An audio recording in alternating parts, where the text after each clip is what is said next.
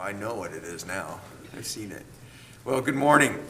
We're here for our weekly Marion County Board of Commissioners meeting. It is Wednesday, December 15th, 2021. It's 9 a.m. We're here in the Senator Hearing Room at Courthouse Square. As always, we love to say the Pledge of Allegiance at the beginning, and if you will join us, thank you. I pledge allegiance to the flag of the United States of America and to the republic for which it stands, one nation, under God, indivisible, with liberty and justice for all.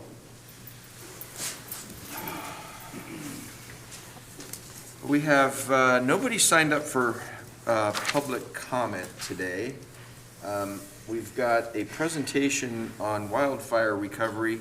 But I think before we do that, we have a few new staff in the room that we'd like to have an opportunity to come up and be introduced and say hello to not only to the board but to the public that's watching today. So I'm going to start with probably one of the most important departments that we have in Marion County that is extremely busy all the time. And Jane is here, our legal counsel, and she has, I believe, 3 people who may be here this morning. Is it 2? So who's here? Is it John? John and Nick. John and Nick. So if one of you, John, if you want to come over to the right side, and Nick, if you want to come up to the front, and just love to have you introduce yourself and say a few words. And I did this in the last, Nick? You just right here in the front. And I've been doing this as we've been doing this in our meetings, our larger meetings, and just saying maybe something that you're thankful for this time of year. And if you want to share anything else about yourself, go right ahead. Have a seat and introduce yourselves. Get comfortable. John, do you want to go first? Or? Sure. My name is John Adams. I've been an attorney since 2013. I've been in public service for the vast majority of that time. I came here to Marion County from the Oregon District Attorney Association, where I was the child support liaison for a couple of years, and prior to that I was with the Polk County District Attorney's Office, also doing child support. So that's me, and I live here in Salem. And things that I'm thankful this time of year, we were blessed to have my family spread out across the country, and we were able to have Thanksgiving together. So that was the first time in 5 years, so I'm very thankful for that. Oh, great, and welcome. I feel like I want to cross-examine you. I don't get to have attorney sitting down there in front of me very often. I think you get the worst end of that, Commissioner. Yeah, I know I would. I do enough of that. Yeah. I had some business people told me one time I should be attorney, and I said no. Nah, too much detail. Well, to start, my name is Nick Pileggi. I'm an attorney at the Legal Counsel's Office as well. I came from Benton County, where I was a district attorney for the last couple of years. I've been an attorney since 2019. In terms of things I'm thankful for, I'm thankful for my daughter, who reminds me of what's important in life. Great. And I forgot to make this announcement. So when you are speaking, the rules say you can take off your mask. For anybody who's going to be up here today, public speaking, you can take off your mask. I guess I could because I'm talking right now. I won't. John, Nick, thank you. I know Brian couldn't be here. I've met Brian as well. And how long's Brian been with us? Brian's been here since July. Okay. And I'd just like to say I am thankful for my new attorneys. They are doing a great job. John and Nick are both handling litigation for our office based on their background. And then in addition, John is advising the Sheriff's Office, which is a very broad and varied practice. And then Nick is answering our public records requests, our subpoenas, and also advising some other departments. So they're both very busy. They've hit the ground running, and they're doing a tremendous job. I'm very thankful they're here. Yeah, we are very thankful for you. And I know we did the tour Nick together at the jail, and you wrote that recap. So appreciate all you're doing. Thank you. Thanks very much. Thanks for the opportunity to serve. Thanks for coming down. Now, I know you bill by 15 minutes or 7 minutes, at least my attorney, so, okay, 6 minutes. Get out of here and start billing somebody. All right, and then I know John is back there. John, you want to come up and say a few words? And then Tanisha, where are you? There you are. Either one, yeah. Oh my gosh, you're just making her guess in the back.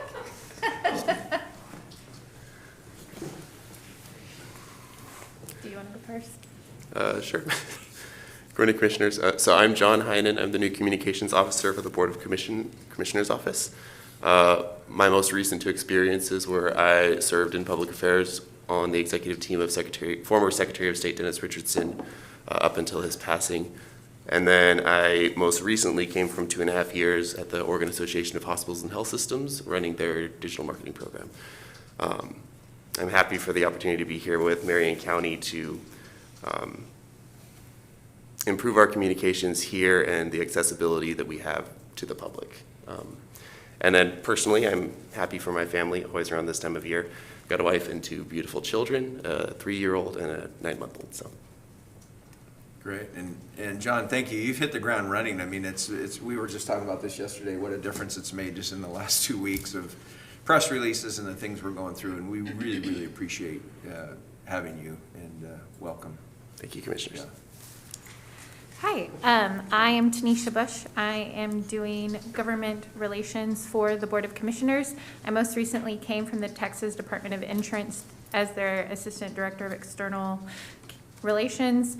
And prior to that, I went to Lewis and Clark Law School, so that's why I wanted to come back all the way to Oregon. So I'm thankful that I'm back here working and living. And then prior to that, I had worked with various Texas House of Representative members since 2011. So I'm excited to combine both of those worlds here in Oregon. So, yeah. Welcome, Tanisha. It's great to have you. Thank you. I forgot. You're doing a great job. Okay. All right. Well, thank you. You're welcome. Yeah. Merry Yeah, Christmas. thank you. Hey, and I'll say this, yesterday we had a little Christmas celebration, holiday celebration with the board's office upstairs, and I started to thank somebody and said, hey, it's great to have you here with us this year, and you weren't here last year, and you pointed out, one of you pointed out, like 8 out of 14 or 15 positions in the board's office weren't here with us this time last year, and Tanisha, I was just, when you were saying that, and you're all this different experience that's coming together, it's like a melting pot coming together that's really gonna take us to a new level. And I think John's point about allowing public access and being able to communicate to the public what we're really doing is part of a big part of what one of our goals is this year, is to always improve that. In all my years of business experience and political experience, I've always said you can't communicate enough. You really can't, because your brain's thinking all the time and you're doing things all the time, and how do you communicate with other individuals one-on-one? And it is one person at a time getting a message and being able to understand where they're coming from. So excited about some of that that is changing. And as always, when you bring in a new team, there are always this time of I used to always say, forming, norming, and storming, right? I think, you form the team, it becomes normal, and then you storm forward and get some things done. So we're in a little bit of all those phases. With you here, we're always storming, You're okay? welcome. I take that as an extreme Yeah, compliment. it is a compliment, yes. All right, so thank you, welcome. We're great to have, and I'm sure we get a list every month of all the new employees that have joined Marion County, and it would be great to have them all come in here. I know yesterday. I'm sure they would all love that. Monday I did employee orientation, and there was probably 12 new employees in that orientation. So, and only one of them, Tanisha, was in that room that came before us today. So it's great. Welcome to all the new employees at Marion County, and we're so proud to have you and the service you provide to our constituents. Maybe something the new chair will figure out how to do. All right. Challenge accepted. So the first thing on our agenda, or the next thing on our agenda, is a presentation from Matt Lawyer on the wildfire recovery update. So Matt, welcome. Thank you. Good morning, Commissioners. For the record, Matt Lawyer, Marion County Board of Commissioners Office and Policy Analyst. So this month's report, status report number 13. We're 15 months after the fire. And Each month, as we're looking at the number of dwelling permits issued, it goes up slightly every single month. We're now at 43% of total houses that have come in for repair or replacement. Seeing pretty good representation across all of the areas in Mill City, both in Marion and Lynn County, in Gates in Marion and Lynn County, and in Detroit, and then quite a bit in unincorporated Marion County, and as well as Lynn County. The septic permits being issued, again, we had an increase. We're now at 57%, with a total of 397 permits having been issued. And that number each month continues to rise. The property cleanup status, still about 67.5% for the property cleanup and about 74.5% for the hazard tree removal. This process is ongoing, as we know, and I'm sure we'll hear something soon from Public Works on when ODOT plans to finish that process.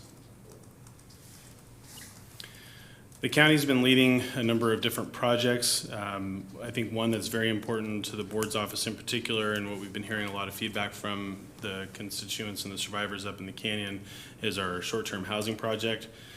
In Gates, we've made a lot of momentum on that project. The land use application was submitted to the city of Gates and will be seen by the city in January. I want to give a big shout out to West Tech for working through that process, and Public Works for also engaging in that, and really appreciate the work that's been done by the COG in reviewing those applications and making sure it's ready to go for the city. The septic permit will be submitted to DEQ soon. DEQ will be looking at that and coming back with hopefully an answer that is supportive of the 16 units we're planning on putting in there. And then the application for the actual purchase of the tiny homes is in process. Marion County Housing Authority is finalizing their process now for that application, since they'll actually be running the temporary housing site. And so hopefully within the next week or so, we'll have that complete and be able to submit it to OHCS so they can start the procurement process for that. The North Santiam State Park contracts for the due diligence process are being finalized. The engineering for the cabins is still underway. We have a meeting actually this week to go over the terms of the engineering and the final plans that need to happen so that OCE can begin to, Oregon's Corrections Enterprises can begin to actually construct those units. So looking forward to that as well. On December 7th, a work session was held, joint work session with Marion County and Lynn County. There were 4 topics: the North Santiam Sewer Wastewater Master Plan, the Economic Impact and Opportunities Analysis, a Health Impact Assessment, and Community Visioning and Strategic Plans. One of the longer work sessions, about 2 hours. A majority of the plans were finalized and a couple of them were still in draft form. Really good levels of detail coming out of all of those, and once we get those finalized, I'm sure they'll be published for people to take a look at. But you know, it's not just about housing, it's a full encompassing effort to look at the recovery of the canyon. And I think that's pretty much it for this report. Questions for Matt? Just thank you for your work. I don't have any questions, but I just want to say thank you on the record to United Way for their partnership. Last Saturday was the Kaiser Holiday Lights Parade, and for those that chose to come down and weather the weather, it never rains on that parade, by the way, just before. The United Way was there. Rhonda Wolf came, and she had entered into the parade one of the tiny homes that United Way has purchased and donated to a family up the canyon, and they decorated it and displayed it on the parade route. And it drew a lot of questions from folks as to, like, what is that, where's it coming from, where's it going? And I just really appreciate creative thinkers in our community, and United Way has been just such an incredible partner through this process. But although to some it might not be substantial, they have provided homes for 2 families through donations that they've collected in the efforts of their board and their team, and that's a long-term impact. Tiny homes. Yeah, They tiny provided homes. a lot of RVs too, yeah. Yeah, but specifically, Yeah. you know, this permanent housing options, and I know that they're working on more, and they're working with Matt and our team here to make sure these 32 homes that are going to come for the short-term housing are going to be equipped for folks. So I just wanted to say thanks to them. Yeah, you know, I serve on that board, and on, I think it was we have these Thursday morning 7 a.m. meetings, by the way. Ooh, almost every week. We had discussed that. In fact, Jordan Truitt was talking about, would his truck make it, or what truck do we need to get this thing done, and it was really cool. But the other thing they're working on, and we'll have to have them come in and we'll have to have Rhonda come and give a presentation, is this senior housing project here in town. With the city of Salem. With the city of Salem,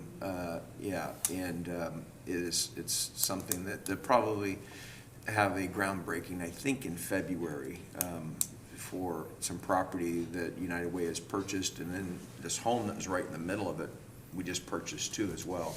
So there'll be a really good place, because we know one of the highest risk people of becoming homeless are seniors that are on fixed income. So that's a great project. We'll have to bring them in Yeah, and I'd love to do talk that. about it, because it's a little bit different than fire recovery, but housing everywhere. And there are a lot of the people that lost their homes up there are seniors that need housing. So, Matt, thank you. Commissioner, anything? No, thank Okay, you. great. Appreciate your work. Yeah. Thank you, Commissioner.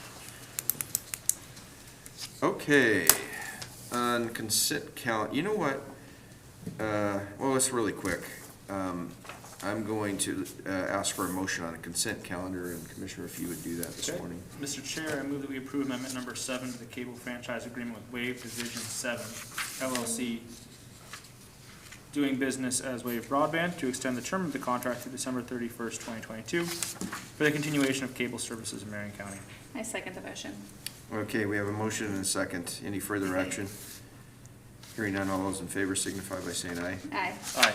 Aye. So I want to thank Brenda, our staff. Brenda, thank you for moving these appointments up to the beginning of the agenda so that we can have people get through these. And if they want to stay afterwards for a couple more action items that we're going to have, but we're going to move into Board of Commissioners appointees. And the first one is Marion County Fair Board. Consider approval of 3 orders reappointing Mike Adams, Shannon Goebbels, and Ken Outfleet to the Marion County Fair Board with terms ending December 31st, 2024. Tamara, great to see you, and I see some friend over here on the right side. Yes, good morning, Commissioners. Tamara Getch, Director for Community Services, joined by our Chair, Good morning, Mike Adams. Mike Adams. You guys didn't know You could that, just say though. friend. I could say friend, yeah. Friend of the fair, right? Yep. So I'll just give you a little background, and so the public can kind of understand how they may be interested in the future, participate with the planning of our county fair, which is an important staple of our community's activities. The Marion County Fair Board is a 7-member board. The 3 members before you have served previous terms. And one of my first things that I did with the Fair Board was to amend their bylaws that would allow us to recruit for key volunteers. Key volunteers on the board are appointed by the Board of Commissioners. They are also then assigned an activity or a responsibility that is really pivotal to the success of the fair. Mike and Ken both came through the ranks of a key volunteer, and when a vacancy on the fair board became available, we looked at what kinds of needs did the fair board have in ensuring that we had a real successful and robust board that could carry on the responsibilities. Both of them filled those willingly, and I think they are even having a lot of fun while they do that as well.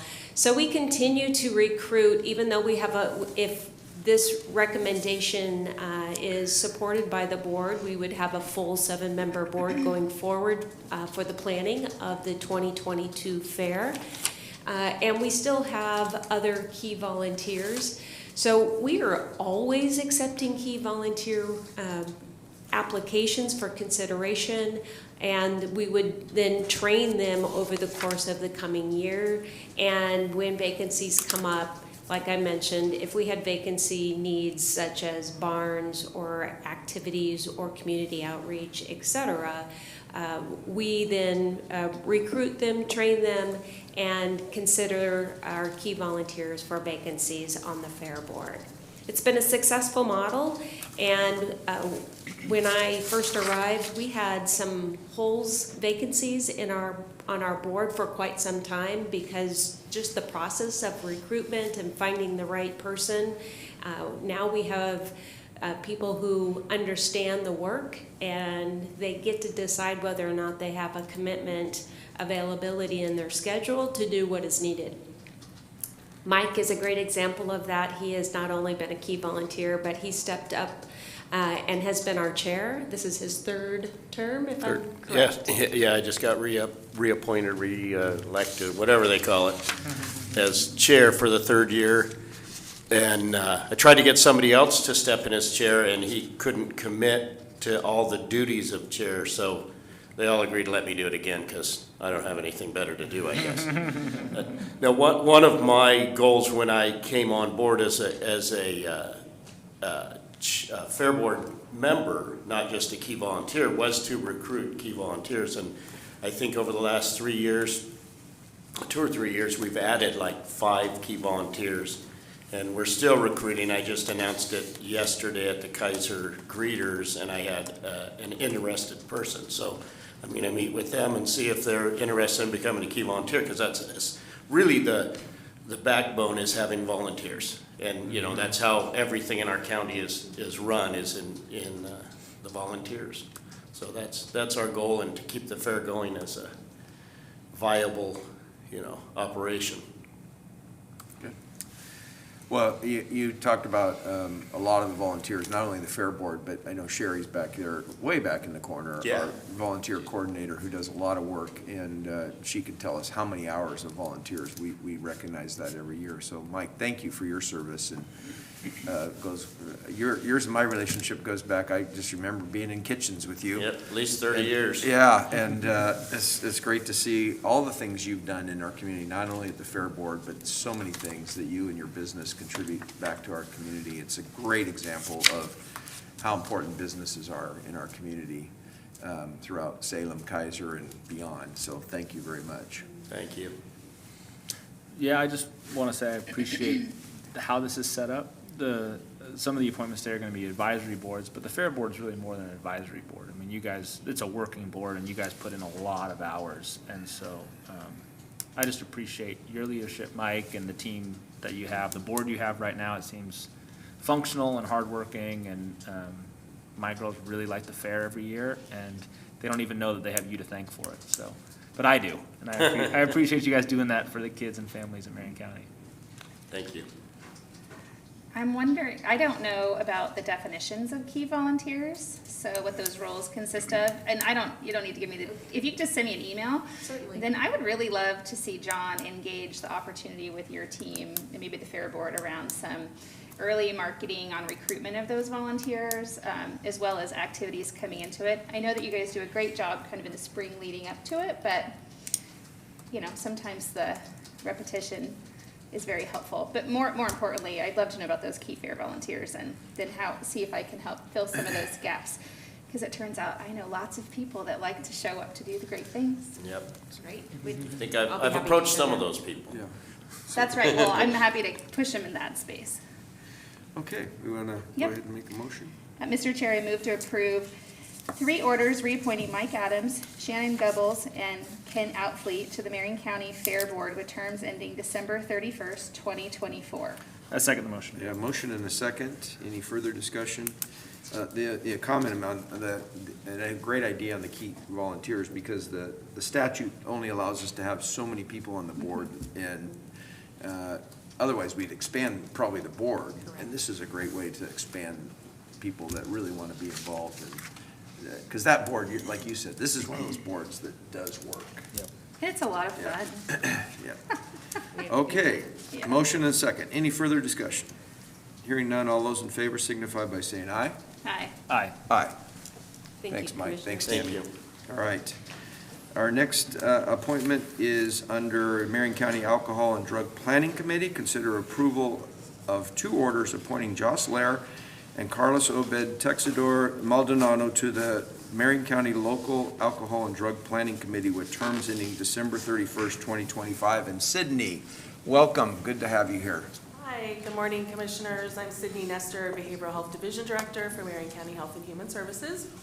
Here today to bring 2 new proposed members for, clearly I have What are you doing? easily distracted this morning. For the Local Alcohol and Drug Planning Committee, the LADPC, as we refer to it, is a long-standing advisory committee in Marion County of community members who help support and make recommendations to the health department and to the board for all things related addiction treatment services.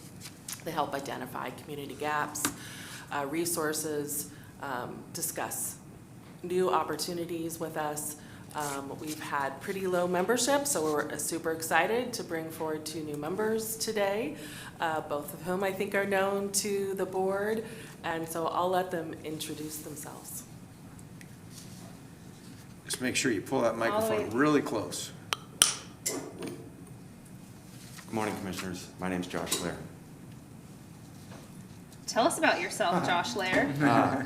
So my name is Josh Lair. I worked for the county for the Law Enforcement Assisted Diversion Program for 3.5 years before recently leaving the county to accept a position as the Community Outreach Coordinator for Ideal Option. And I'm super thankful to be able to have this opportunity to come back to the county in a different role. I love Marion County, and I'm so thankful for everything that the county has done for me personally to help get me to where I am today. So to be able to be a part of the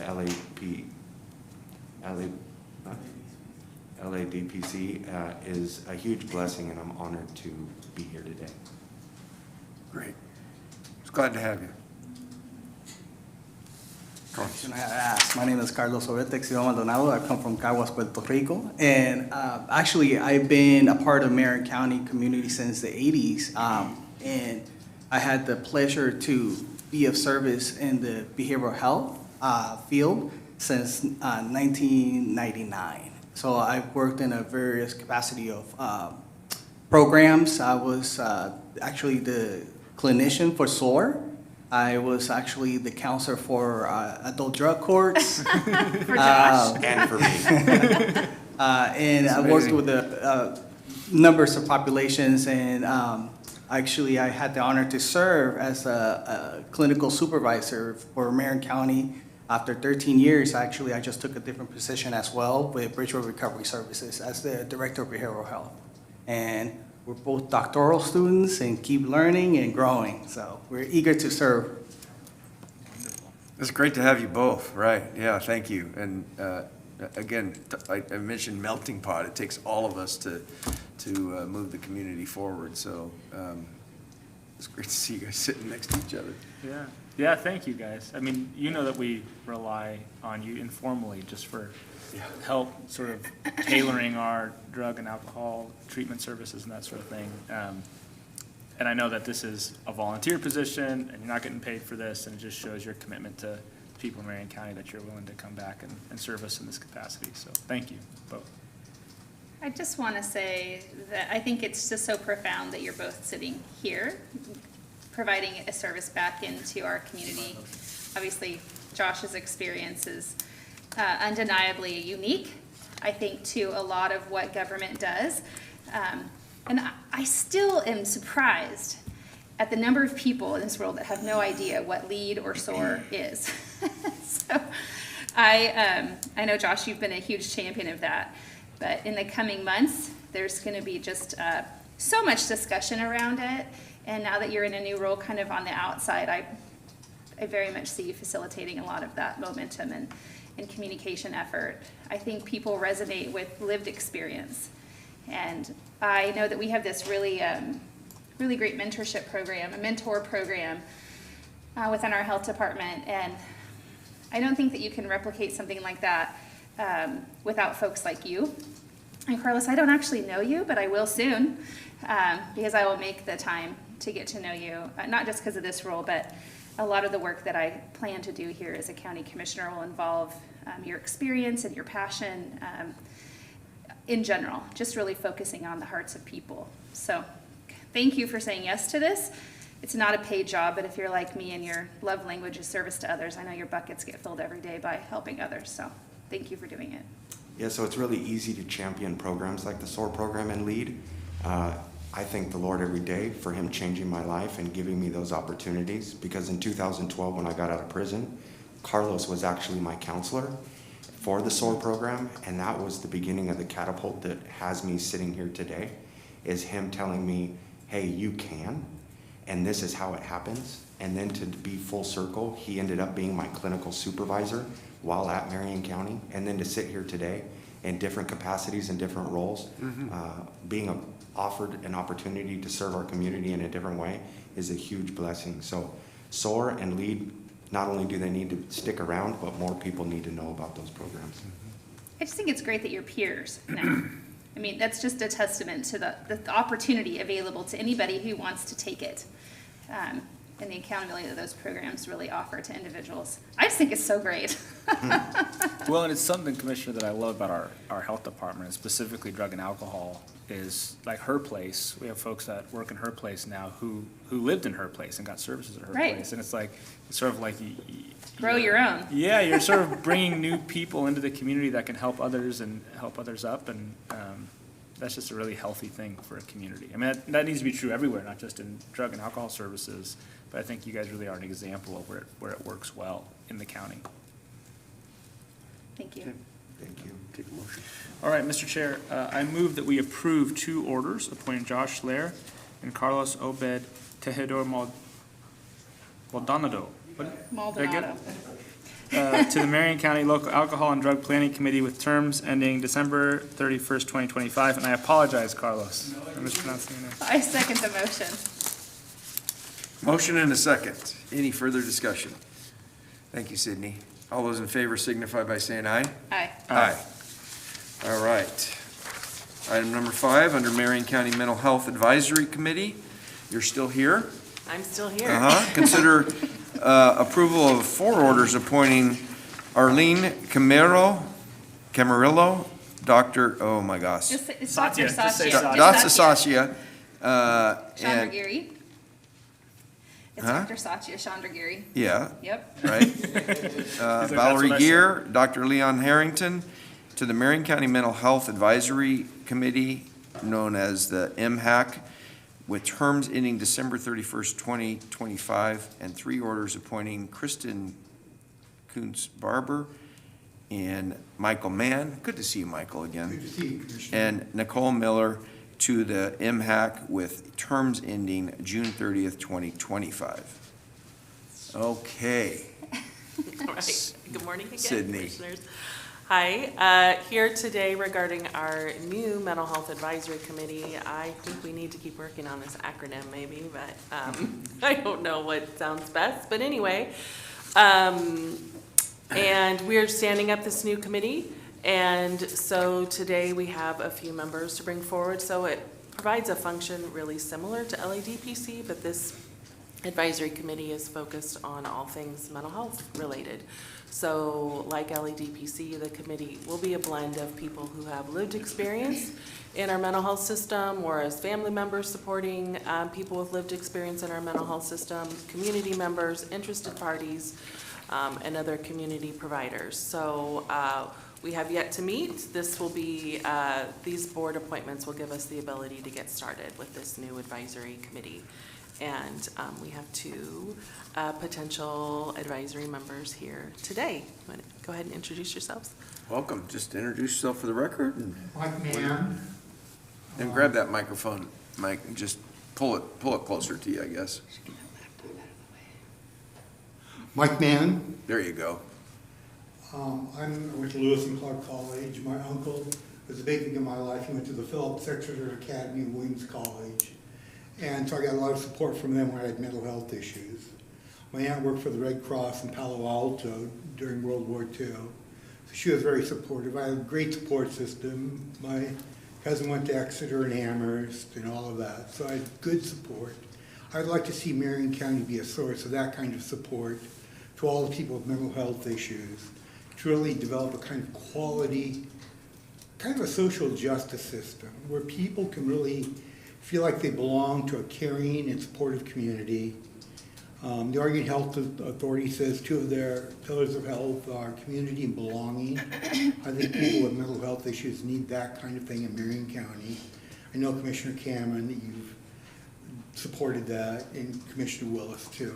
And I really think that, in the 21st century, people need, with mental health issues, need to feel like they belong. They don't want to be isolated, set aside in society where they don't participate in anything. Their lives are kind of like these waiting for Godot types of lives. I think Marion County can do better for people than that. And I think Cindy and all her people are really working to make that happen. I know you are too. So. Great. It's good to see you. I haven't seen you in a while. Yes, very wonderful, yes. Good morning, Commissioners. My name is Valerie Gear, and I last met you a few months back when I came and gave public comment. And I am here as the legal guardian of an adult who resides in Marion County. He's my brother, and he has a severe and debilitating schizoaffective disorder, and that onset in his early 20s. And so I've been his guardian for the past few years. And so the perspective I'm coming from is from an individual who happens to be fairly low functioning with a background of homelessness, addiction, never having compliance to receive mental health services, and has been in and out of I could list about every facet that I've tried to go through to get him safe. And so our most recent experience, good and bad news to report, is that he is currently in a safe place where he is supported very well and he's taking medication and all is well, and I'm extremely grateful, as is our family. The downside of that is, hello there. Probably the trash can. Let's hope. Gosh, I was at a trash can. Sometimes. We've had that happen Matt's before. gonna go check on it. Yeah, yeah. We've had that happen before. It feels like something hits the building, and it's happened probably once or twice when I've been sitting here on a Wednesday morning, but we're okay. The clocks aren't falling off the wall, so, sorry. It's Valerie. not the big one. Yeah. Okay, good. So he ended up where he is now, really through the criminal justice system, and so that is not ideal in my opinion. But as you guys probably remember, I have adopted the model of Mujerista scholar Ana Maria Sassi Diaz, and I think that her model for social justice to simultaneously denounce and name what isn't working and announce a new reality. And I take that perspective with those, for individuals like my brother, who are, the individuals we sometimes see walking around our streets in various arrays of clothing and states of mind, muttering to themselves, wondering how, in the pouring rain and cold, that's my brother. And I want to figure out better ways of serving those individuals. And I, of course, have some ideas and quite a bit of experience about that. So that's the perspective I'm coming from. I also am the co-leader of Hope Connection, which is a support group for family members with loved ones experiencing mental illness. So I'm happy to be here and to learn and be part of solutions. It's good to see you again, Valerie. Yeah, thank you. Yeah, thank you for your advocacy and for signing up. I know you're busy, obviously, so I appreciate your time and giving us sort of your experience. Because I think Mike, first of all, it's great to see you. Michael's like my neighbor. Yeah. I see him in the grocery store all the time. Conception in Steve. That's it, yeah. But we need the practical experience. We need, I think all of us realize that as a state and as a county, we can do better. But I think a lot of us struggle with how do we do better? There's a lot of challenges in moving the ball forward on this, and I think your practical knowledge will really help. So thanks for being willing to share that with us. I think that, there are a lot of good people in the field that have a lot of good concrete ideas on how to really explore the issues and find out ways to really touch people's lives and bring them into the community, and they give them a sense of value in their lives and safety and belonging and community.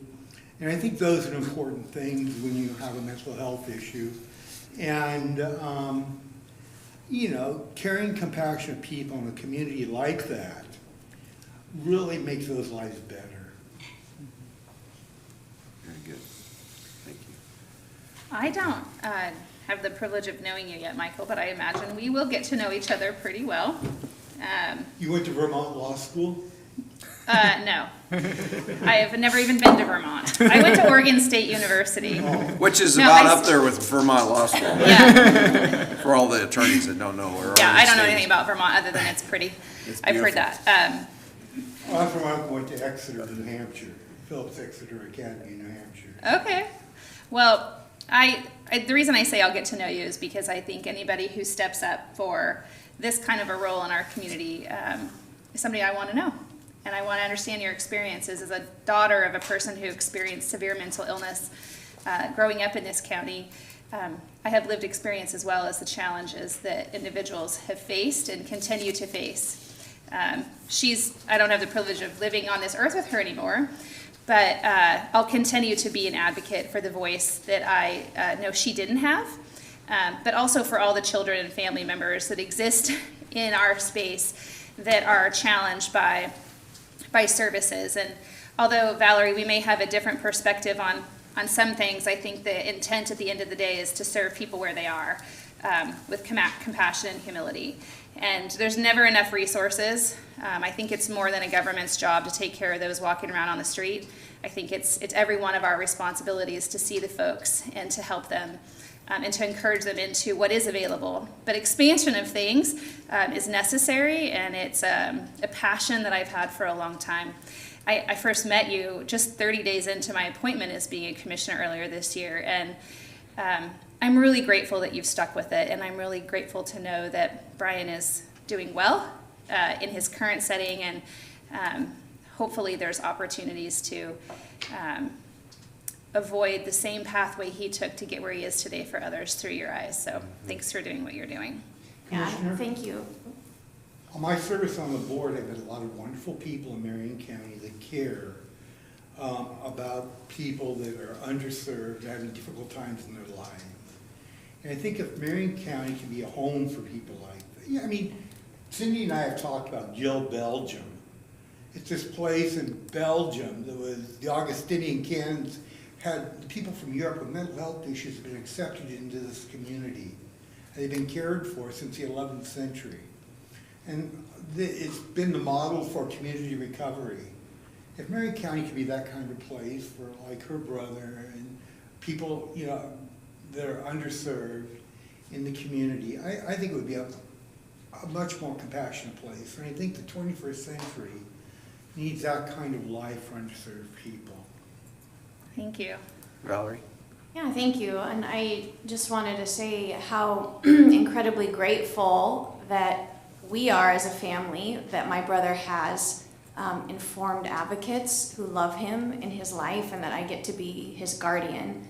And that is a place of privilege. And so one of the things that compels me is compassion for so many individuals who, because of their illness, are lacking support systems or have burned bridges with people who would otherwise be in their lives. Mm-hmm. And I think that I have so richly, and Brian has so richly received so much, even though he's had just as much struggle too, that I really do want to not just be happy that my brother's in a good place right now and go on my merry way. I really want to help continue to serve and work for those who don't have this kind of voice through their family or support network, who are in an isolated place in life. So, thank you. Great. Thank you very much to both of you. Commissioner? It's my turn. So I move to approve 4 orders appointing Erlene Camarillo, Dr. Satya Chandragiri, Valerie Gear, and Dr. Leon Harrington to the Marion County Mental Health Advisory Board, MHAC, with terms ending December 31, 2025. And 3 orders appointing Kristen Coons-Barber, Michael Mann, and Nicole Miller to the MHAC with terms ending June 30th, 2025. And I second the motion. We have a motion and a second. Any further discussion? Hearing none, all those in favor signify by saying aye. Aye. Aye. Aye. Great. Thank you, Sydney. You're not here for the next one. All right. I'll be back. Okay, so Board of Trustees of Public Defender in Marion County, Inc. Consider approval of an order reappointing Shannon Starr to the Board of Trustees of the Public Defender of Marion County, Inc. with the term ending December 31st, 2024. Sherry and Good Shannon. morning. Good morning, Chair Cameron, Commissioners. For the record, I am Sherry Linner. I'm the Volunteer Services Coordinator for Marion County. Thank you for having us. I just want to echo everything I've heard you say. It is always humbling for me when I am able to connect with our volunteers, and even more so with our advisory board volunteers. The county has in total about 20 advisory boards, committees that advise you, or we have some appointing authority. And we have about 140 volunteers that give of their time regularly for those boards. So with that, I'm here today with Shannon Starr for her reappointment to the Board of Trustees of the Public Defenders of Marion County in Corp. And pursuant to the bylaws of the Public Defenders of Marion County Board of Commissioners has appointing authority for position 5 of the Board of Trustees. And the overall mission of the Public Defenders of Marion County is to provide high-quality, cost-effective criminal defense to persons who qualify for their services. And the Board of Trustees is the governing body of that nonprofit organization. And Shannon has been serving in this position since August of 2018. She's interested and eligible in serving another term. And the Board of Trustees supports her reappointment to a 3-year term. So with that, I will let Shannon introduce herself and talk a little bit about her role on that particular body.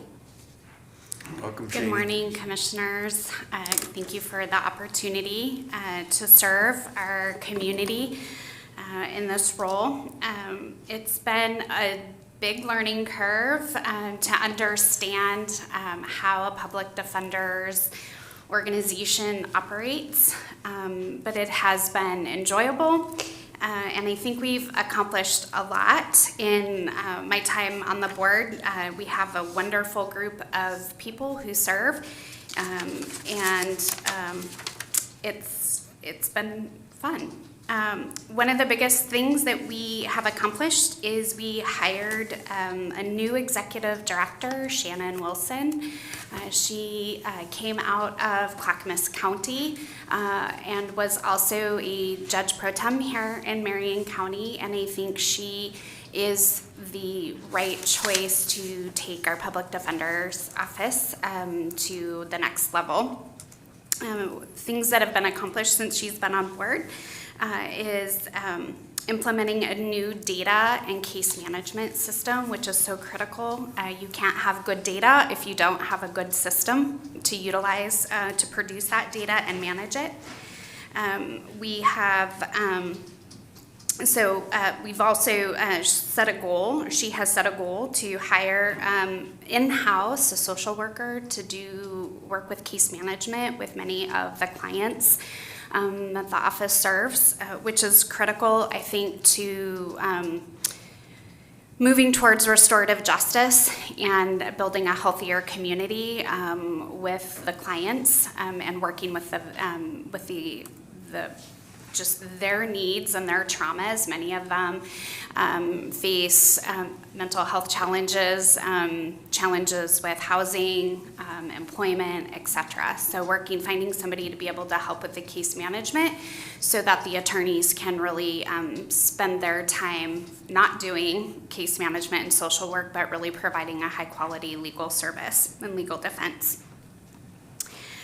One of the biggest learning curves has been the understanding of the funding mechanism from OPDS. I think we all know that has been a challenge over the past year for that agency within the state.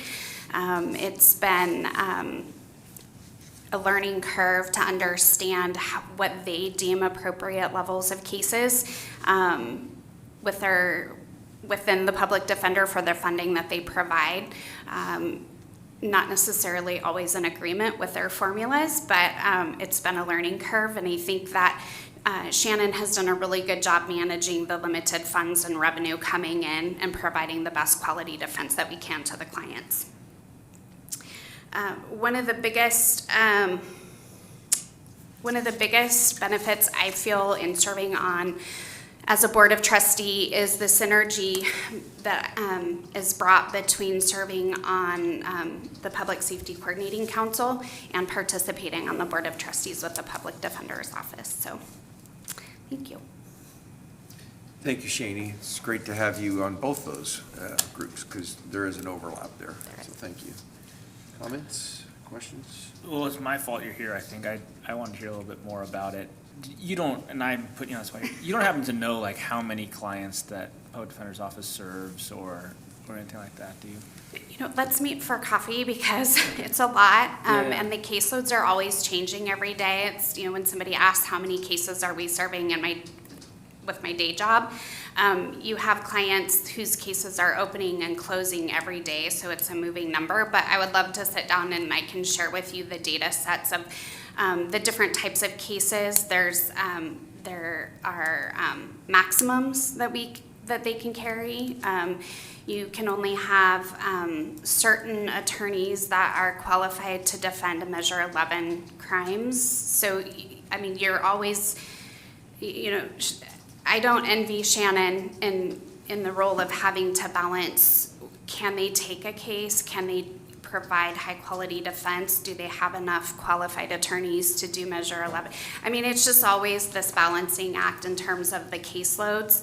You know, there's all different specialties and how many they can take, and so quotas, and it's.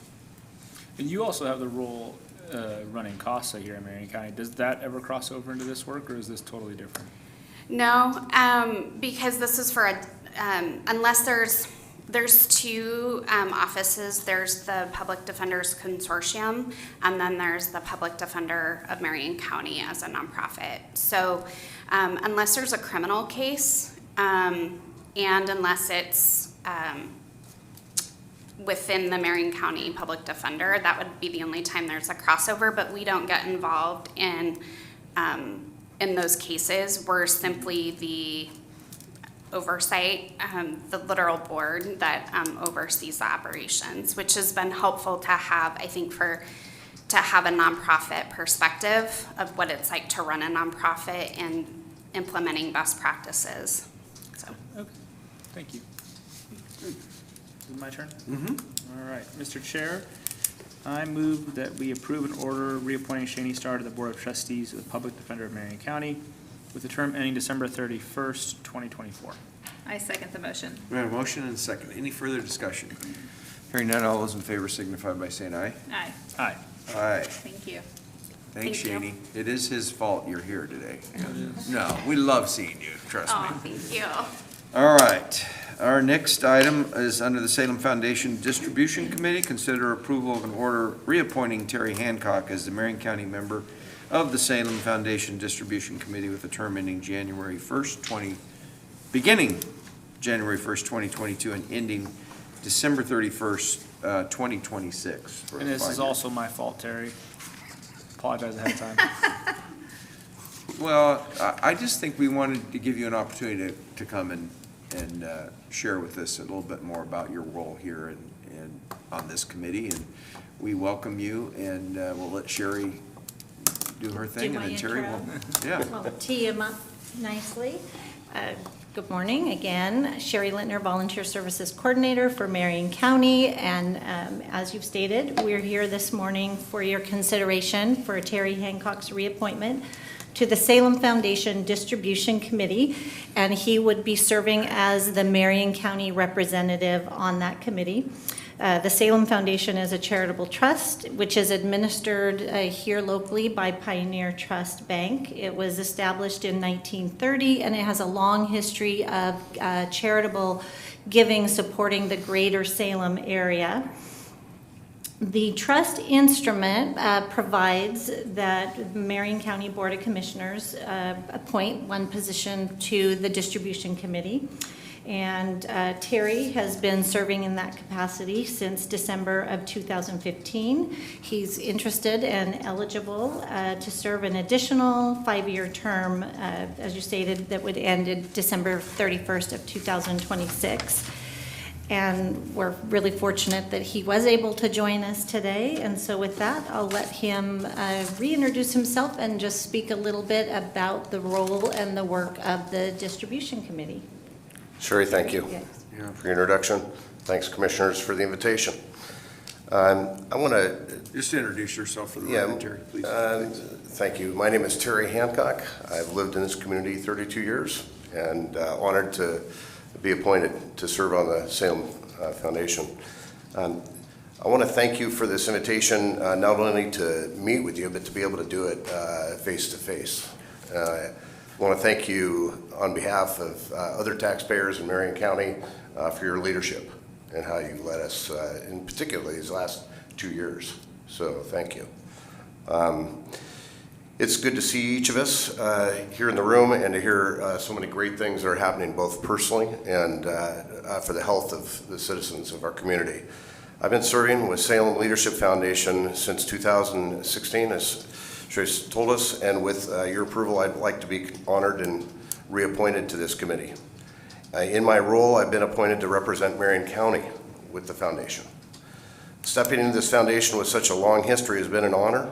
It couples the passions of my professional life in real estate and finance with my personal passion of local stewardship and giving.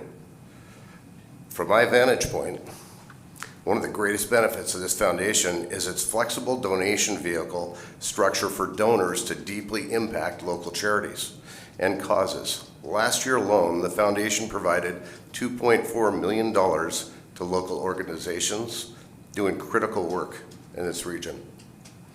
Under the leadership and founding of Pioneer Trust Bank, the foundation has a long history of excellence, stewardship, and wisdom to which it has been my honor to have a seat at the table. The joy has been mine in having the opportunity to review grants and discern with a dynamic group how best to lend a hand up to those underserved during a time when incredible work in this community is needed. I've been a lifelong Oregonian, as I mentioned, and lived in this community for 32 years. My wife and I raised kids here, and in turn, watching our grandchildren grow up here. I'm committed to see this region prosper. I'm glad to hear your questions for me regarding my reappointment and questions regarding Salem Foundation and the Disbursement Committee. Thanks for your time today and for your servant leadership in our community. Thanks. Great.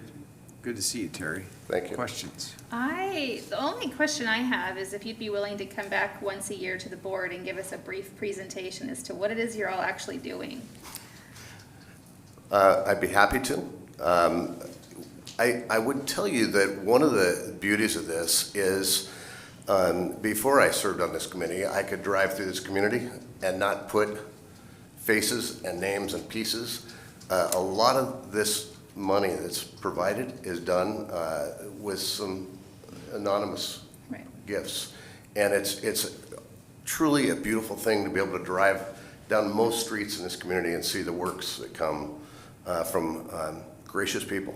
And I'd be happy to provide more detailed information as the committee allows me to.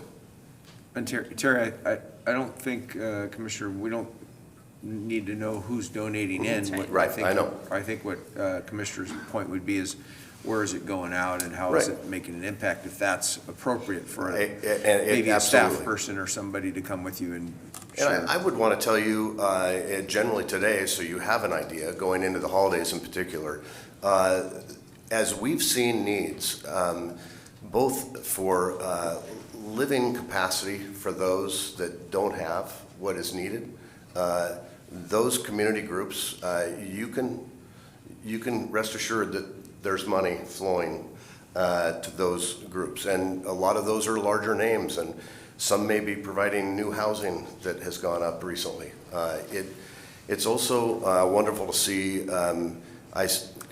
prior to me today, the mental health of others folks that have had substance issues. And I would say children is a sweet spot. And those that are in and outside of the systems that require care. Warm blankets, food, food kitchens, the housing piece I mentioned. But the most important is, I think, the future of our community and children is really a soft spot for me and for others. And on the, I'd say the fringes, there are pieces that would touch on the arts and how that serves and allows us to see the blessings of living in this community also. So there's just an overview. Thank you. Mm-hmm. Terry, could you just mention some specific projects that you guys have supported in the past? Sure. I don't need amounts or anything. Yeah, no, that's fine. I think many are used to seeing Salem Leadership Foundation and the work that they've done between government, churches, and private citizens. We find ways, and they have needs that meet our criteria for consideration. It could be warming shelters. It could be any of those, just those points. The missions of both Salvation Army, Union Gospel Mission. It sounds like I'm speaking faith-based, but it's not only faith-based.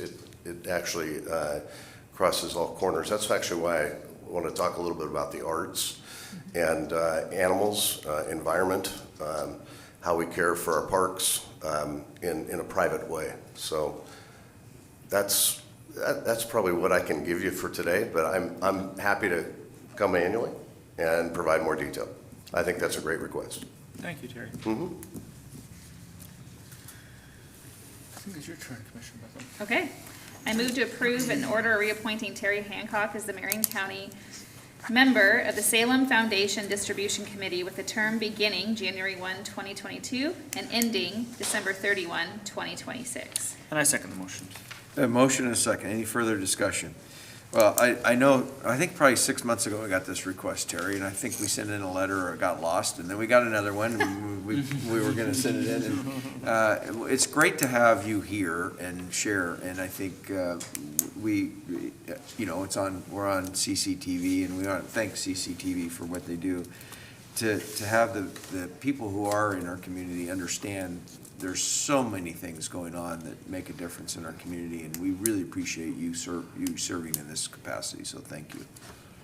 Any further discussion? Hearing none, all those in favor signify by saying aye. Aye. Aye. Aye. Great. Thank you, Commissioners. And you can go sell some real estate. Or list it, whatever you do. Whatever you do. Yeah.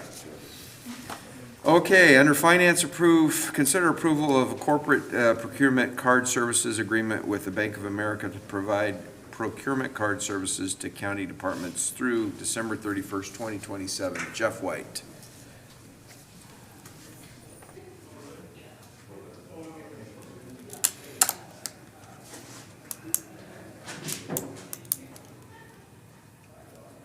Morning, Commissioners. Jeff White, Chief Financial Officer, Marion County. Here to Pull that up. more better. Yeah. Is it on?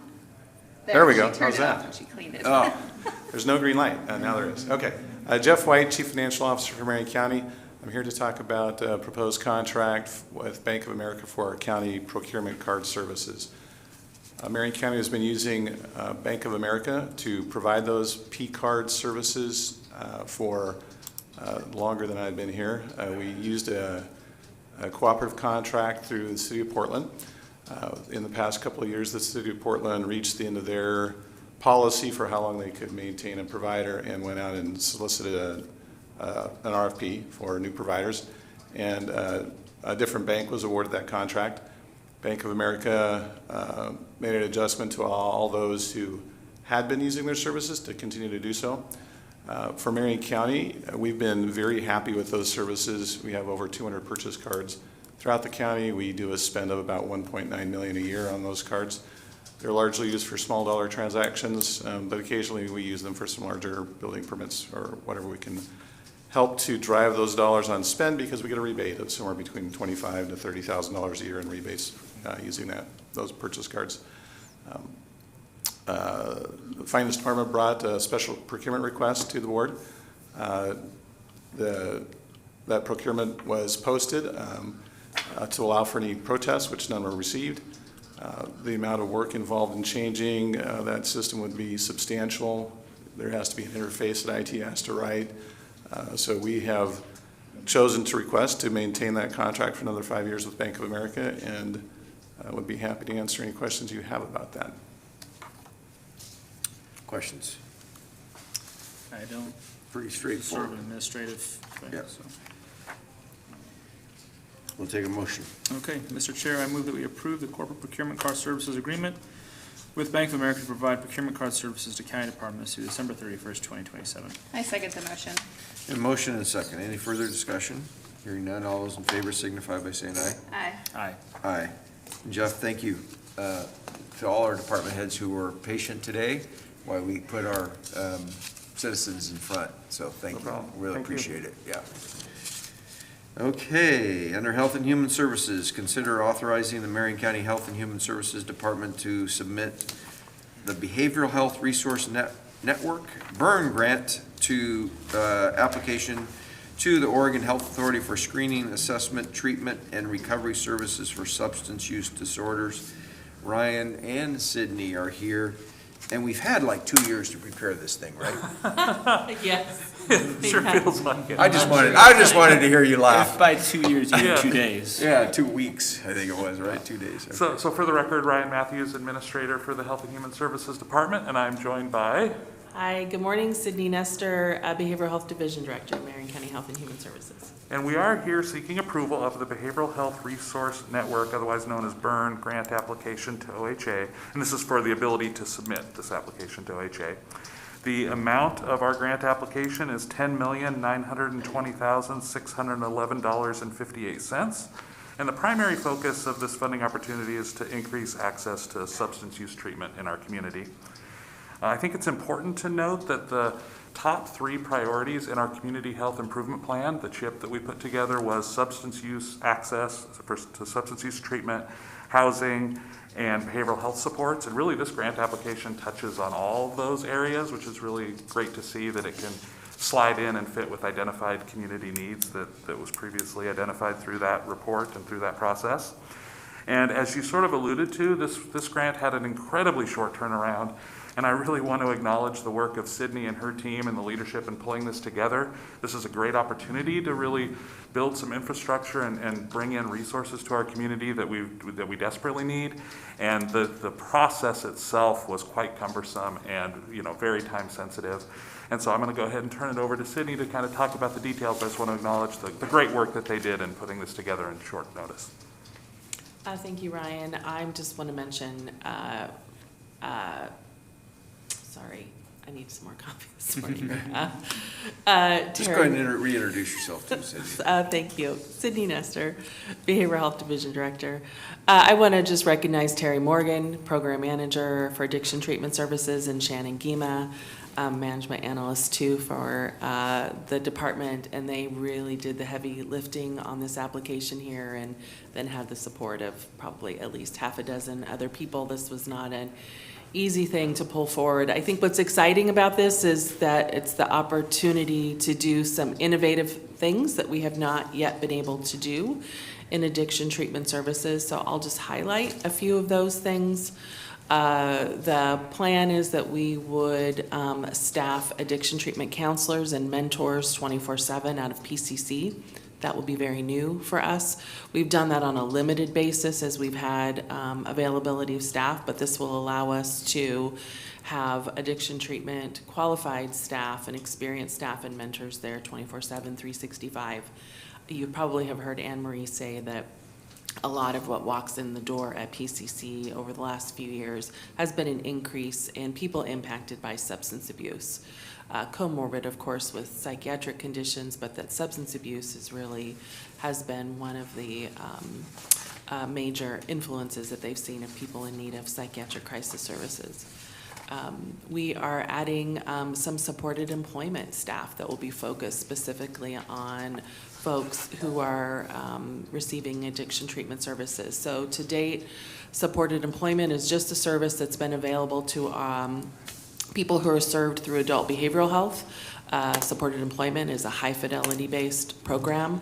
Our supported employment and education program is excellent every year in their fidelity scores in terms of helping people not only gain employment but maintain employment. So that'll be an innovative thing for us. Hoping to add an Our Place, so family-based transitional treatment housing modeled after Her Place and His Place. Working collaboratively with Bridgeway to add some transitional housing, again, to allow people who are most at risk for not successfully engaging in recovery, in particular, people who are unsheltered, are more at risk of not being successful as they enter recovery. So short-term transitional housing offered through Bridgeway for people who are starting recovery services. Those are some of the highlights. Again, I think the innovations that this money could allow us to provide, in addition to, as Ryan said, just a lot more access. This money basically provides all of these services at no cost to individual. In fact, that's a requirement of the funding. So of course, we'll bill Medicaid where Medicaid service is allowed to be billed. But otherwise, in addiction treatment services, we see a lot of people who have barriers related to deductibles and co-pays. That's a really common thing that we run across in addiction treatment services. So this completely removes that barrier, which is really exciting also. So happy to entertain any questions. Questions? I don't have any questions. I think that it's awesome that you got an extra week, which is like crazy to me, but you know, it's thrilling to know the money's there and they're in a hurry to get it out. I haven't had a huge opportunity to spend a lot of time in this, but we did have a conversation last week, and I just, you know, going through it briefly, just want to say that I really appreciate the effort put in for providing services to folks in the rural communities. That's really a huge priority of ours, and it's been a challenge. As you know, I think the greater community doesn't quite understand how come we can't just build a building and put people in it in different places. So it looks like you were really creative in looking to acquire those resources and then deploying them in ways that I think folks will be responsive to. So I look forward to getting these dollars and seeing this implemented. And then the Our Place, great job on the name. I love that. I thought, what are you going to call this? That's fantastic. It's even better than anything I think I could have come up with on my own. Yeah, I looked through it and I'm happy with it. So thank you for your work. You probably need your coffee because you haven't been sleeping trying to get that thing done. Maybe it's time to take a nap now. Maybe. And then I think before you vote, I just want to also acknowledge something. So this will be Sydney Nestor's last board session. She has been working at Marion County for 15 years. I've had the pleasure of working with her. Her commitment and dedication to supporting our community in her oversight and leadership of the Behavioral Health Division has been just amazing. And she's somebody I've had the pleasure and joy in working with. And I just want to acknowledge her. She's going to be leaving us on December 28th. And, certainly I'm sure we'll keep in touch in her new role working with the state, and we'll have interactions at kind of a different level. But, I think these past couple of years and the emergencies that we've faced, at every opportunity, Sydney steps up. She deploys her behavioral health resources to be on site to support wildfire evacuees at the fairgrounds, or helping, to get services up the canyon, and really anything that's ever been needed or asked of her. In fact, you don't need to ask. Her and her team have creative solutions, and they jump into solving them. So again, I just wanted to acknowledge that before we let her leave today. Thank you very much. Well, Sydney, we will miss you. Thank you for your service for 15 years, and I'm thankful that you put an extra 0 here. That's all I'm going to say. That's right. I didn't want to bring it up. Good job. I really appreciate the creativity of van, and I'm thinking of this van. I'm going, maybe it's like a motorhome, like a Red Cross type thing. Are you looking to live in it? Would you like to come see it? We have one, yes. Yeah, Yes. yeah, Yes, we I wanna just, see it. this, because when we talk mobile crisis, and I love the fact that we're just gonna expand on the 24/7 crisis center that we already have and bring drug and alcohol into that, because there's just so many, what do you call it, Comorbid. what? Comorbid or co-occurring. Yeah, co-occurring issues with people, mental health and alcohol abuse. I love the fact that we're gonna, take advantage of our strengths that we already have and just improve upon those and make them better. And having the idea, being somebody who lives in the canyon, having the idea, like, I know we had a couple of people up there in my community that were kind of wandering around and we needed some help. And this is the type of thing that we could dispatch a resource to go up and intervene. It adds to our lead program, with law enforcement, but this one would be probably not law enforcement oriented. It'd be services to our community. So I really like the big picture creativity, and I know that the details will be ironed out as we move forward, and I hope the people that are making the decisions, really consider the good things that are happening already, and this will help us add to it. So thank you so much for all the work you've put in to get it to this point, and Ryan, thank you, and your team. Looking forward to it. So, what I read about it is, for something that you put together in 2 weeks, that's great. Actually, a week more or less after the first one we saw, so. Commissioner, if I may, I just want to say thank you for all the help you've provided me this year. Boy, it's a steep learning curve to come into the county in general, but you've supervised one of the very largest departments that Marion County has, and it's one of the most valuable programs that we have.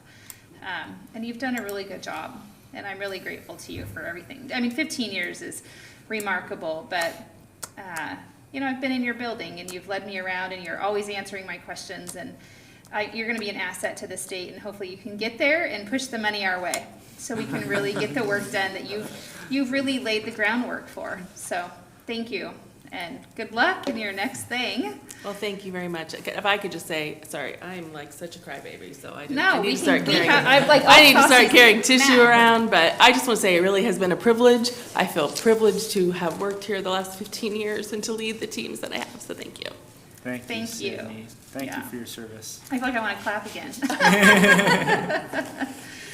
Okay, Mr. Chair, I move to authorize the Marion County Health and Human Services Department to submit the Behavioral Health Resource Network, otherwise known as BURN, grant application to the Oregon Health Authority for screening, assessment, treatment, and recovery services for substance use disorders.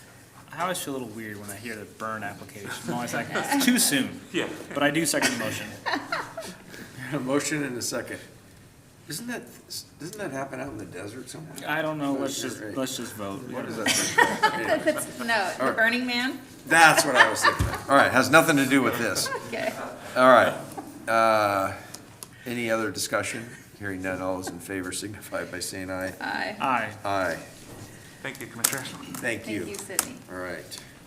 We'll keep our fingers crossed on this application. When's it get submitted? Today. It'll be submitted tomorrow. Tomorrow. Okay, all right. Perfect. Thank you. And then they are scoring, starting scoring in January. I think we're due to know by the end of January. And then we're supposed to hit the ground running, of course. Perfect. All right. Thank you. So she said that the submission will go in tomorrow, review and scoring will be January, and hopefully we'll know at the end of January. And then once we're awarded, fingers crossed, our team will put on their roller skates and get going. Okay. Our next item, under Health and Human Services, we're still under Health and Human Service. Consider approval of a contract for services with Carolyn Grady Castillo, MD, in the amount of $200,000 to serve as Public Health Director, Medical Director for Marion County's Public Health Program, January 3rd, 2022 through December 31st, 2022. Katrina. All right, good morning. Katrina Rothenberger. I'm Public Health Division Director with Marion County Health and Human Services. And I'm here seeking approval for a contract with Dr. Caroline Grady Castillo, not to exceed $200,000 for a term of 1 year. expiring December 31st, 2020. She would be providing medical direction and serving as our public health officer for 20 hours a week.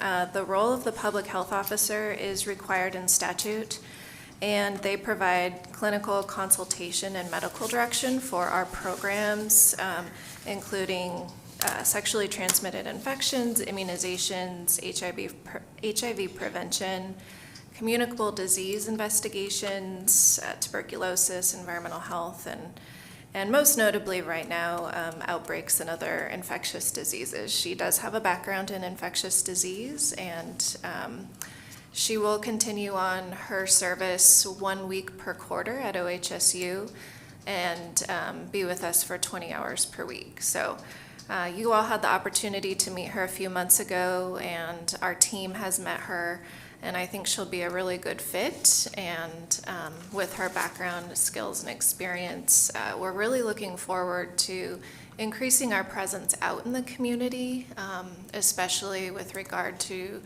treating infectious diseases like syphilis and reaching hard-to-reach populations that aren't always getting care in a traditional medical setting. So we're really looking forward to her starting in January. Good. Yeah, we met her up in the boardroom. She hasn't been working for us yet. No. Okay. Thanks for your patience, Katrina. I know you've been wanting this position filled for a really long time. So thanks for staying at it.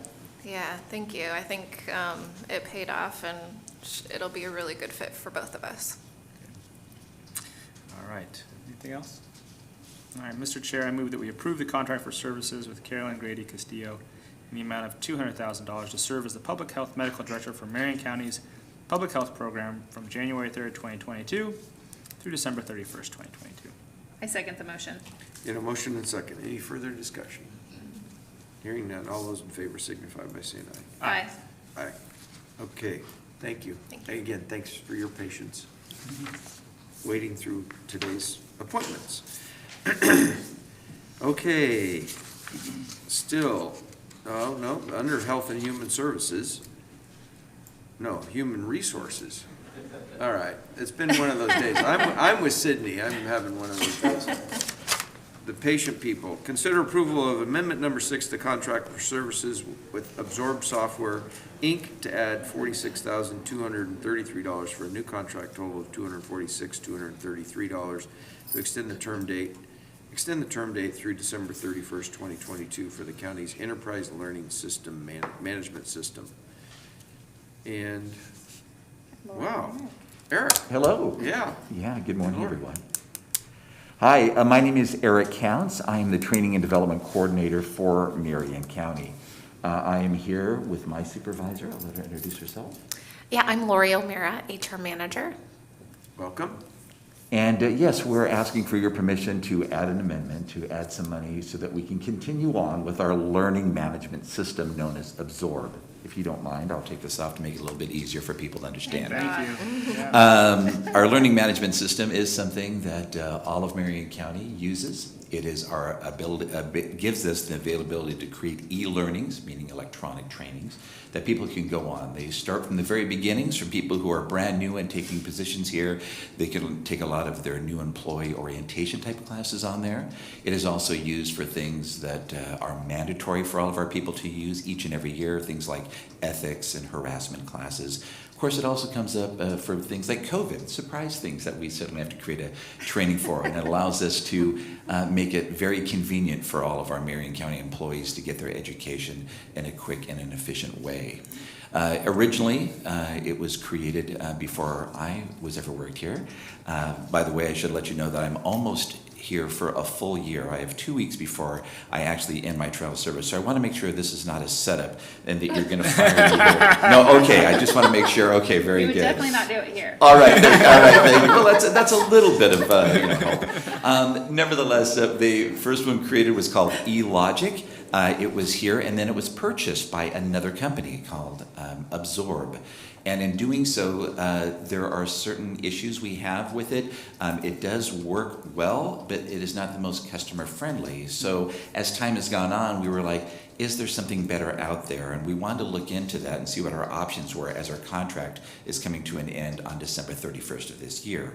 But it was made clear to us that we would have to partner, of course, with many different organizations. Certainly IT here, the IT department would be a huge help. But no one had the capacity this year to really take on such a large RFP. So we decided instead to try to do our very best to partner with Absorb by adding another year to see if we can work out some of the proverbial kinks that we may have out there. And if we can work those out, wonderful. We'd be interested in carrying on. Otherwise, we might look for something new in 2022. Okay. Lori? Yeah, I just want to say thank you to Eric because he's done a really great job in his year here so far, and working with Absorb and collaborating with them. He has really built good relations with them. So if there is an issue with our learning management system, he's able to resolve them. So that's really been great. And I know we've also collaborated with finance with Justin Ford as well in regards to this contract. It makes sense to me to carry it out another year. It's a system that the entire county uses, so there would be a lot of training involved if we were to quickly make a change. But extending this out another year buys us that time to continue with what we know while also keeping it kind of on the back burner that in the future we may want to see what else is out there. Thank you, Laura. Yeah, I would think that if we are going to make a change, you almost got to start a year out. Exactly. Because this is such a big program that Exactly. everybody relies on, the training that you would take and the IT projects. And we know IT has nothing to do these days. Right. Gary's probably listening, you know, like they're working their little fingers to the bone. Exactly. Any other questions or? I just want to thank you, Lori, for your work over the years, because I know your whole office has transitioned a lot since you've been at the county, and I appreciate you sticking with it and kind of being a steady hand. Thank as we you. bring new people on and, you know, everything's changing around you. It's been really nice having you there. You're kind of like a presence that it's like, oh, good, Lori's here. It's gonna turn out all right somehow. So. Awesome. I appreciate that so much. I really love this position. Been here just over, 2.5 years now. There definitely has been change, but it's all been awesome, and I love our team. I love the people that I get to work with every day. Congratulations on almost making it to a year. Almost. Yeah, knock on wood.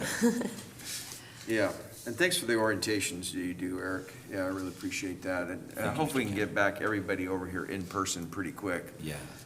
We even talked about moving it into this room so that they could social distance, whatever it takes to get people here, because it's just so hard on those Zoom, whatever we use. What is it? What is it we're using? WebEx? Yeah, WebEx. Oh, yeah. It is very difficult, and thank you for your patience, because all three of you are kind enough to come in when you can and introduce yourselves, and I appreciate that. I kind of feel like we're doing vice versa. I get a little cameo today in your room. So. Yeah, that's right, absolutely. Yeah, all right. I think it's super great how you do those trainings, but I concur with Commissioner Cameron. I'm ready for everyone to be in the same space. Absolutely. And or to really upgrade the system we have in the space you offer them so that people really feel connected. I think it's just important for all of us to kick that off. And going backwards, and earlier this meeting, I made a note that, you know, we do have regular onboarding of employees, and you do such a great job in those NEOs, new employee orientation, that I might just twist your arm to come down once a month and give a brief overview of all the new employees that come into the county. No twisting. In the boardroom, just to say welcome officially, just real quick. So I'm already on it, Commissioner Cameron. Yeah, we get the email. We do. Yeah. Yeah, the whole county gets the email, but the public doesn't get to see that or where they are. So we'll talk about that. Whatever you need, I'm happy to help. Thank you. It's gonna be a new year. It's going to be a When new Madam year. Commissioner takes all over the as learning chair. that we're all going to do together. Well, as an elected commissioner, I don't want people to know where I'm at anyway. Yeah. All right. Oh I'm my teasing, gosh. right? It's like, who Yeah, knows right. where you're at, right? Yeah. Okay, Mr. Chair, I move to approve amendment number 6 to the contract for services with Absorb Software, Inc. to add $46,233 for a new contract total of $246,233 and extend the term date through December 31, 2022 for the county's enterprise learning management system. I second the motion. Yeah, motion and second. Any further discussion? Hearing none, all those in favor signify by saying aye. Aye. Aye. Aye. All right, thank you. Thanks, You Lori. look very Thank sharp you. today in your Christmas attire, by the Thank way. you very much. It's a wonderful time to be alive. It is. Merry Christmas. It's a wonderful life. All right, but what was the Christmas movie? Die Hard? What? That's Matt. Do the first one. It's a Wonderful Life. That's a good one. Oh my gosh, That's a all good right. one. All right, under Public Works, look at who's here, speaking of Christmas masks. Lonnie. Consider approval of engineering and related services contract with DKS Associates, Inc. in the amount of $240,991.12 for the Cordon Road Kubler Avenue Corridor Study and Management Plan through March 31st, 2024. This is an interesting one. I'm excited to hear about this. Good morning. Yes, today we're going to have a couple of presentations. Just introduce yourself. Oh, for the record, Lonnie Radke, Marion County Public Works. Thank you for that reminder. The Lonnie Radke. The Lonnie The Lonnie Radke. Radke. The woman I don't know, engineer. there's many more out there. That's true. Today we're going to have a couple of presentations requesting a couple of contracts, approvals on a couple of contracts. This first one with DKS Associates is for the Cordon Road Kubler Boulevard Corridor Study and Management Plan. I believe we've given you information on this before, but for an overview, we have received federal grants through SCATS, the MPO here, Salem Kaiser MPO, to do a corridor study, and the goals would be to maintain Cordon Road and Kubler Boulevard as a throughway or a parkway, as it's been identified as in its classification, and an emergency I-5 bypass. And the study would also recommend access management goals and identify construction needs and develop the phasing plan that would go along with that. The extent of the study would be on Hazel Green, starting at I-5 Shamawa, all the way to Cordon, down Cordon, to where it turns into Kubler through the city of Salem, and to I-5 again at the Kubler interchange. It's about 12 miles long. And the request today is for the approval of the contract with DKS Associates. They'll be providing their expertise on a public involvement and outreach plan and efforts, which will include a couple of meetings, public meetings, identifying the corridor vision plan, existing and future traffic condition analyses to look at how the intersections are working today and how they'll be working in 20 years, how they'll be operating with levels of service and volumetric capacity. And with that, in the future, what improvements they recommend so that we don't end up with worse congestion out there. And then identifying the projects that they would recommend to accommodate the traffic that will happen over growth and as developments continue to develop, prioritizing and developing that phasing plan that I mentioned earlier so that we know the areas to start with widening Cordon Road, with making intersection improvements first. Developing the access management plan. In the 80s, we had a board resolution that limited access directly to Cordon Road, and this will work off of that, and then pulling it all together for a summary report at the end. And we'll definitely be presenting more to you throughout the project. It will be up to a year and a half long, so we'll be giving you some updates. And this is how the funding breaks down. Again, we had federal funding of just over $262,000. The county is contributing about $25,000, and the city of Salem is actually contributing about $9,000. We've been delayed a little bit because the good news was we got additional funding. It was about $80,000 additionally in federal funding to add more of the city section in it, so we could look at the entire corridor as a whole. But it has delayed things a little bit for us. Gave us a little bit more funding, and we'll be getting started here after the first of the year. So I know ODOT had this big Cordon Road all the way from, I think, Hawthorne in front of Costco, all the way past on 22 Cordon Road. Sam and I, Commissioner Brentano and I, attended a couple of their open houses 4 years ago or so. So that whole is gonna, that whole study is gonna be taken into account? We are looking, you're talking about the potential interchange. Yeah, well, that bridge is a bottleneck or is a safety hazard, whatever. So, I mean, they'll look at all that because it's. We have different scenarios. When I mentioned here the existing and future transportation conditions analyses, we have different scenarios that show what would happen if we have the interchange and what would happen if we don't. All right, so they'll use that work that they've done. Yes, probably. we will not be redoing that work. Yeah. We will be working off of what they've already done, and we'll consider both with and without it. Okay. So, Commissioner. what's the point of this? It is to help us identify the projects that are needed. So for instance, we had just applied with SCATS, the Salem Kaiser Area Transportation Study. It's a good place for us to get some federal funding for our projects. This kind of a plan helps us identify those projects and the priorities so that we know what to apply for next. So it's just for general transportation, it's not for, because we had a conversation recently about like, what happens if I-5 shuts down? And we know that on the north end of Cordon Road, they have the little bypass area on Hazel Green, or Chamawa rather, in Cordon. But there's not really anything similar to that on the south end of Cordon that I'm aware of. So will this identify those options in case it's... So the access management plan, so part of the access management plan, again, there's a resolution that the board passed in the 80s that limits, if you have a property on Cordon Road, it limits how much access we can actually have.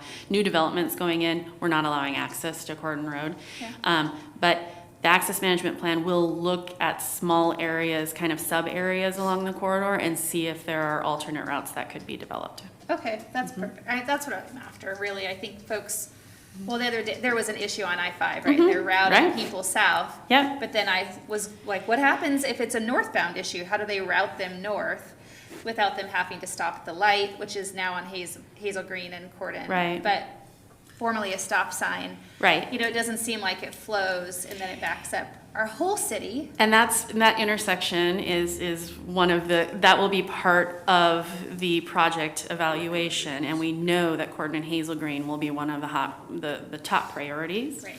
And that's exactly why we're doing this study. You just hit it on the head, so that we can identify the spots that we need the improvements first, and then really focus on getting the funding for those, because we had planned, we were going to apply for funding at Cordon and Hazel Green for a potential roundabout or a traffic signal, and it's multi-million dollars either way.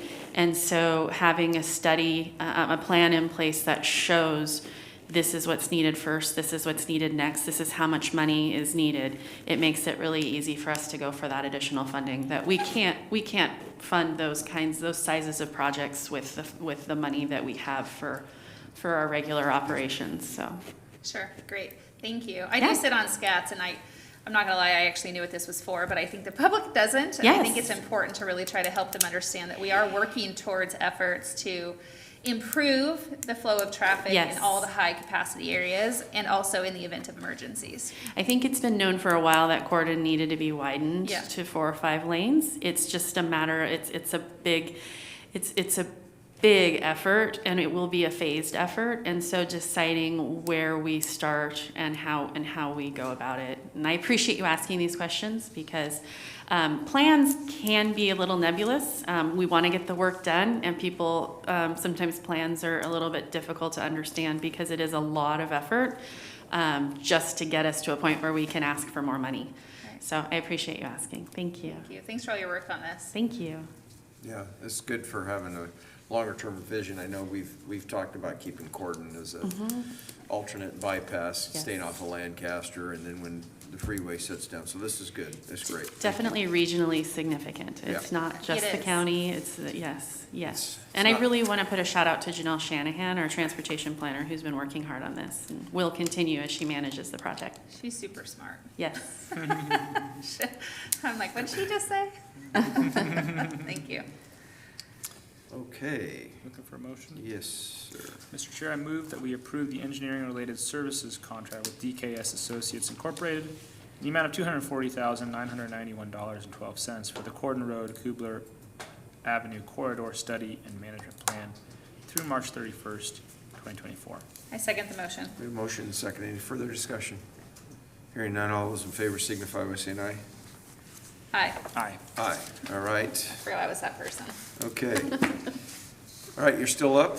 Yes. Consider approval of public improvement agreement with Strider Construction Company in the amount of $229,090, of which an estimated $190,371.41 will be paid with federal funds, and an estimated $38,718.59 will be funded with the county, by the county, for the construction of rock slope scaling, earthwork, and traffic control on North Fork Road through December 31st, 2022. And Tom's going to join you. And Scott Tenza, yes. Hi, I'll let Scott. them introduce themselves. Yes. Good morning, Commissioners. Scott Tenza, I'm a Civil Engineering Associate with Public Works. Welcome. For the record, Tom Kissinger, Parks Program Supervisor. All right. Great, thank you. So today we're requesting Reintroduce yourself. Okay. It's like I've never done this before. Lonnie Radke, Public Works. Thank you. We're asking for approval for a contract, one contract for a parks effort and an engineering effort in the North Fork corridor. It also comes with two different funding sources that we'll get into a little bit later, but it's through the Natural Resources Conservation Services Emergency Watershed Protection Program. I'm getting these acronyms, and then also through Federal Highway Association. So we've got a little bit that we've got a couple of things that we put into one contract, and again, we're talking about the North Fork corridor, the North Fork Park in particular. And we'll get into the scale, the scope of work, but we'll be doing boulder removal and then rock scaling on North Fork Road, just past the park. There's about a 300-foot section around milepost 3.25 where we will be rock scaling to help reduce potential safety hazards in the roadway. So just to give you an idea, this is the same location both before and after the wildfires, and as the vegetation burned and we lost a lot of the stabilization from trees and vegetation, we have unstable soils and rocks throughout the corridor. We also have learned that the extreme temperatures on these rocks have done things to the rocks that they've never experienced before, which have created fractures and more instabilities. And so there are some concerns where we have some big rocks right next to the road with very little. We don't have much for ditches, we don't really have much for shoulders, and so as these rocks break apart and start to fall, there are concerns that there could be some potential safety hazards in the roadway. This is at the North Fork Park, and I'll let Tom, this is his expertise. So very similar to what's happening on the roadway, this is a very steep slope there at the entrance to North Fork Park. The loss of vegetation and the heat has fractured some of these boulders.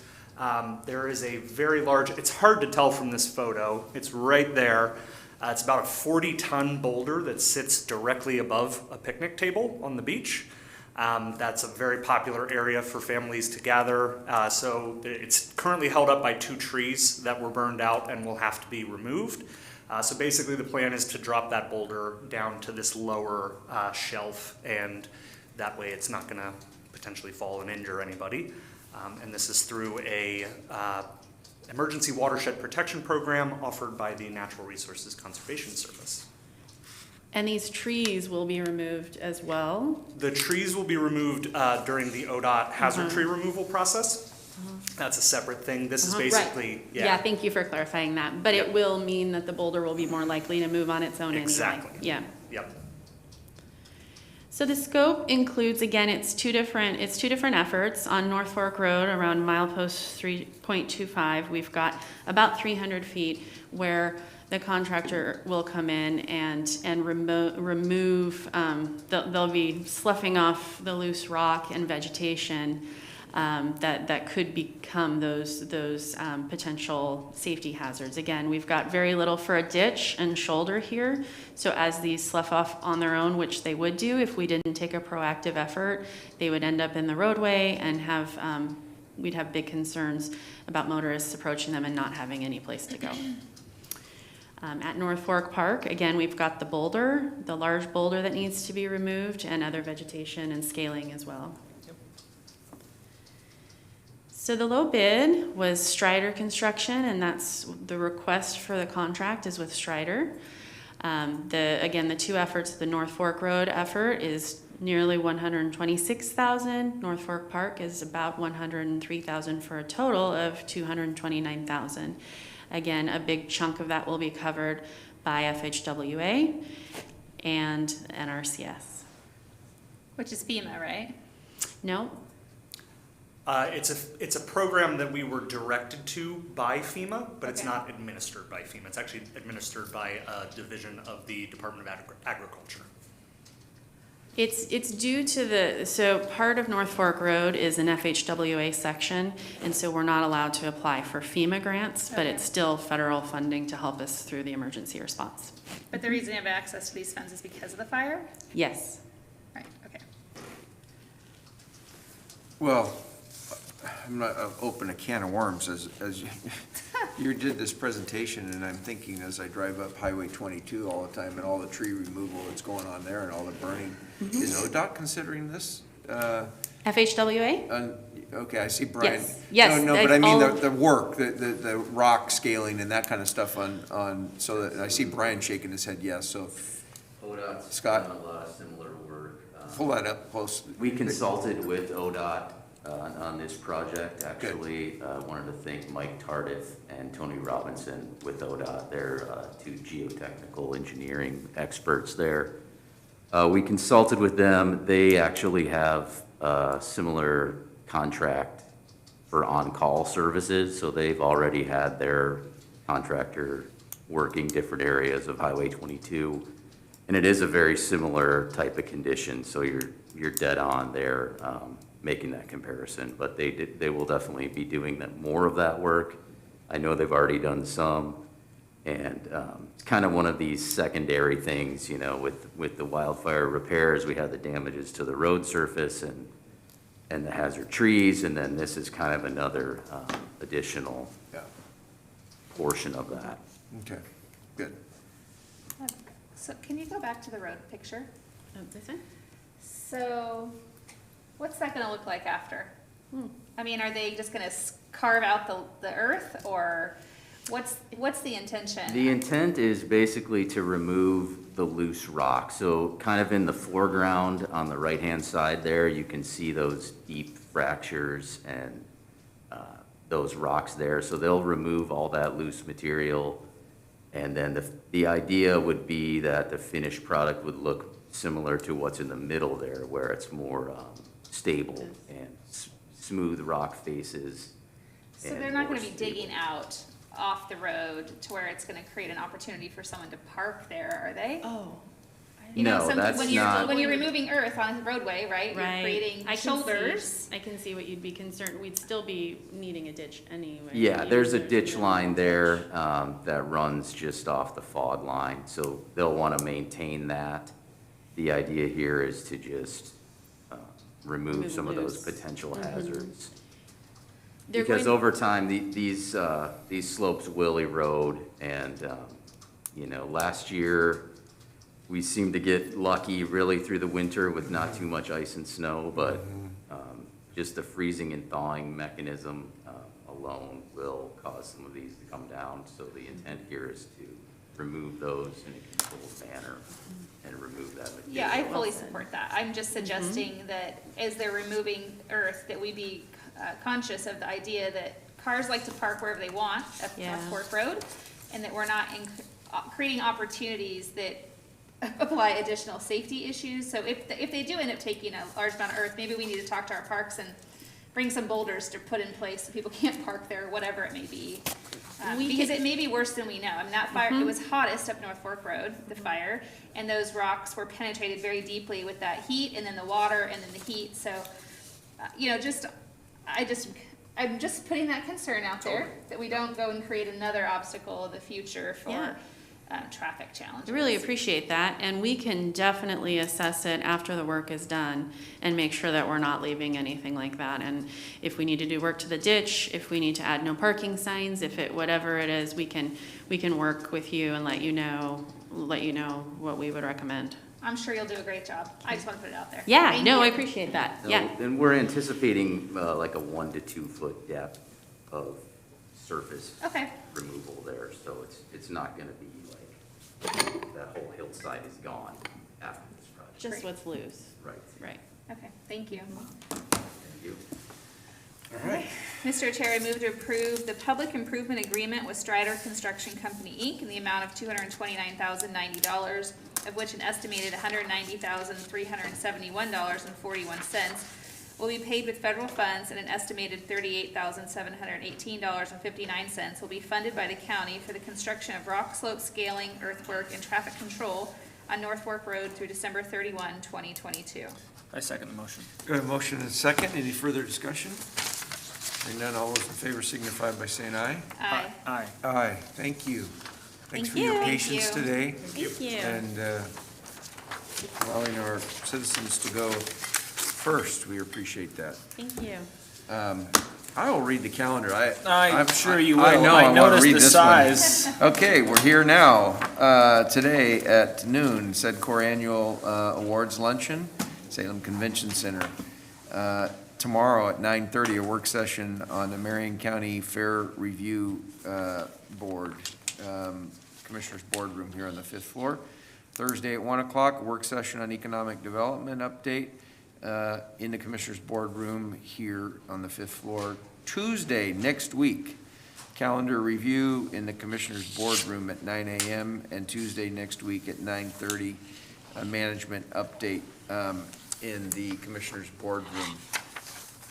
The shortest calendar, I think, since I've been here. I maybe. noticed, yeah. All right. I noticed. I want to remind everybody, we will not have a board session next week, the Wednesday before Christmas. We will be back here on the 29th. And so wishing everybody a Merry Christmas. Merry Christmas. Merry Christmas. I guess we don't say Happy New Year yet, because No, we we'll can get to We're see gonna do you. that We'll on get the to see 29th. you again Yeah. before then. All right.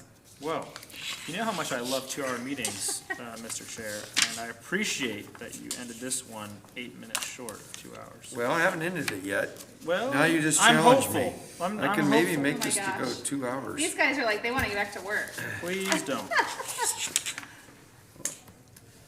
I'm not holding anybody here. They just want to be here till Signed the us gavel 7 times? bangs, I think. Okay. This is what it looks Well, like when we here. sign documents. All right. Legal counsel, did we do okay today? You did great. Nobody Oh, wants to watch us wow. sign documents, Kevin. Come on. Huh? Let's get this show on the road. All right. Merry Christmas. All right. Merry Christmas, everybody.